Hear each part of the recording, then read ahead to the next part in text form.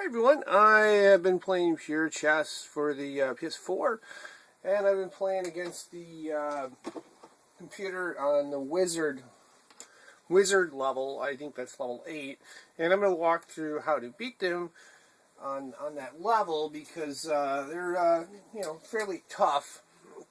They're not going to give you any easy moves and stuff. So what I'm going to do here is I'm going to save the replay of this game I just beat them on, and I'll walk you through it.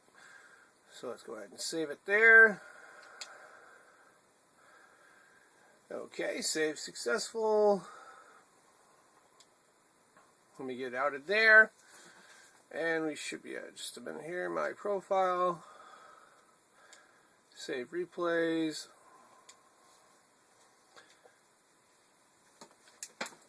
Okay, one of the key concepts to beating computer when the chess engine is level 800 is that you need to be able to overload a position and bring more pressure than they can stop, and it has to be a delayed overload. You can't have, let's say you have this piece and you have like a fianchetto, or use this piece with a fianchetto. You're not going to find a lot of times You may find a few moves, but you're not going to be able to. You're still going to have to outplay them if you go that way. An easier way to beat them is to simply overload,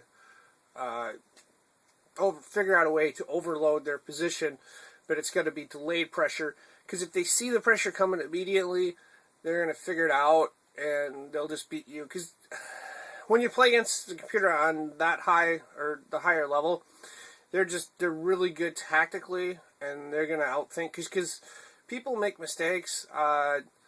They got all these spreadsheets, all these formulas and stuff. They're not going to make mistakes. So you have to find delayed ways to beat them. So I'm going to walk through this game and just show you how I did it. First move, pretty simple. Nothing really to explain there. It's not a great opening, but whatever. What I'm looking to do is move pieces, try to get these pieces out, and then look for a way to overload. If they castle this way, overload this side. If they castle this way, which is usually what happens a large percent of the time, I'm going to try to overload this side and bring pressure there. Okay, we're just developing pieces. They're developing pieces. Another move, developing more pieces there. Okay, I put this here. Not the best move, not the worst move, but again, what I'm looking to do is overload to one side. And okay, they move there. It becomes pretty clear now that black is going to castle on this side. And my intention is to get all my pieces here and then figure out some way to overload this side here. Okay. Now they've actually gone through and castled. That's good, because I know what they're doing. I'm going to do the same.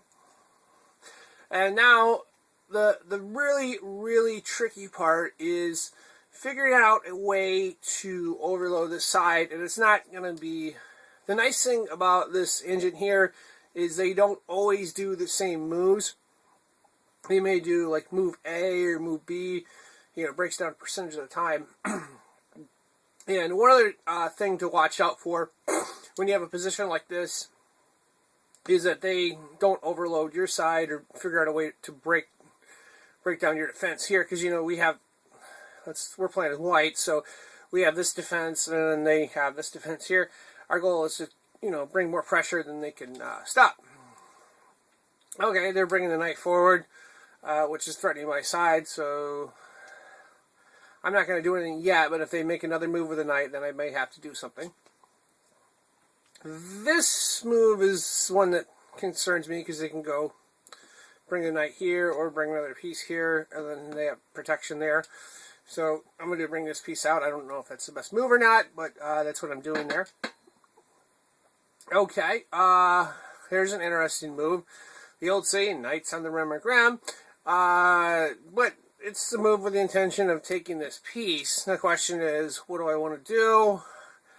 I think I just, I didn't do anything, and I'm just going to move this pawn forward because, okay, I can give up this piece, but I'll have more pawns on this side And the reason being, or again, the concept is overload, overload, overload.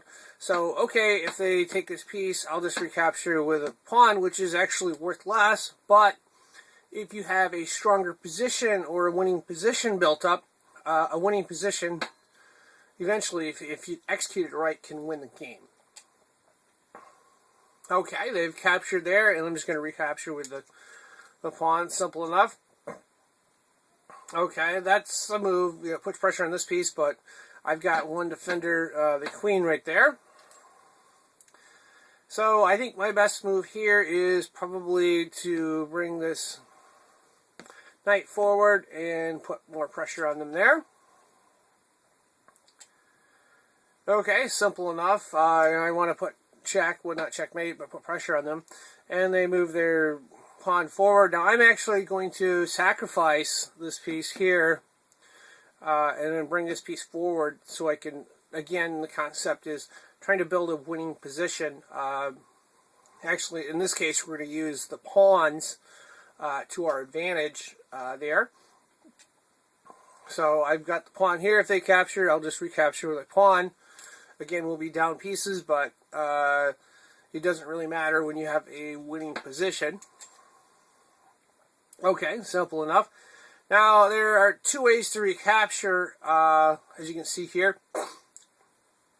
My preference would be this piece here to take that because, of course, we can put pressure with our rook, and then we can also bring another rook, and if we're lucky, maybe we can get the queen involved at some point.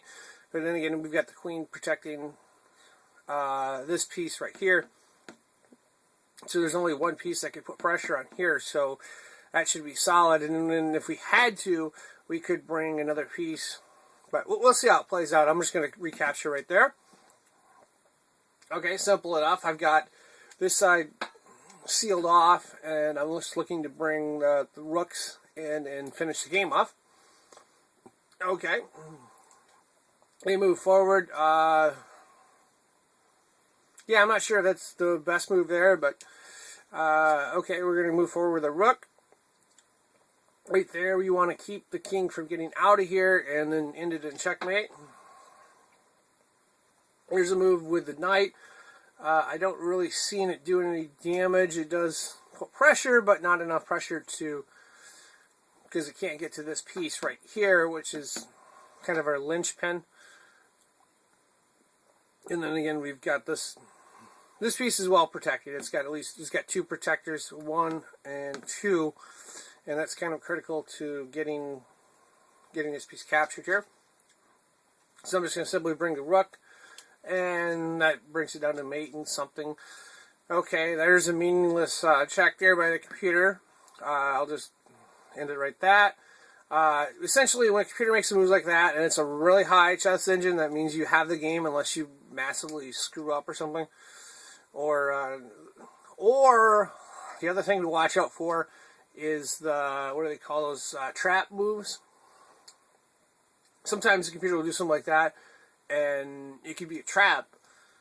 Yeah, those are no fun. But you got to, sometimes sniff those things out. Okay, we're going to go to check. They go back there, I believe, yeah, right there. And check again.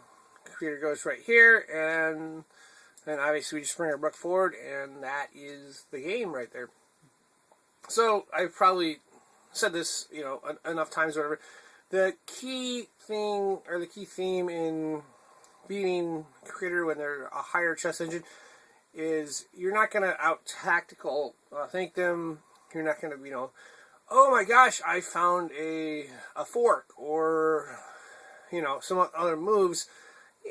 Maybe I'll get one or two on certain positions. But the key concept in beating them when they're at higher levels is you got to figure out a way to bring more pressure to overload a side where it may be delayed, or, well, it has to be delayed against computers. If they don't see it, then they're not going to defend against it. And then once you apply the overload, that's how you're able to win games in those spots. So hopefully this concept helps you out in terms of thinking, and improves your ability to win. yeah, that's the best I can add right there. I'm not great, but I can't figure out ways to overload and use a few moves and so forth. So yeah, this win was fun, and hopefully I explained enough concepts and stuff to help you improve too. Thank you for watching.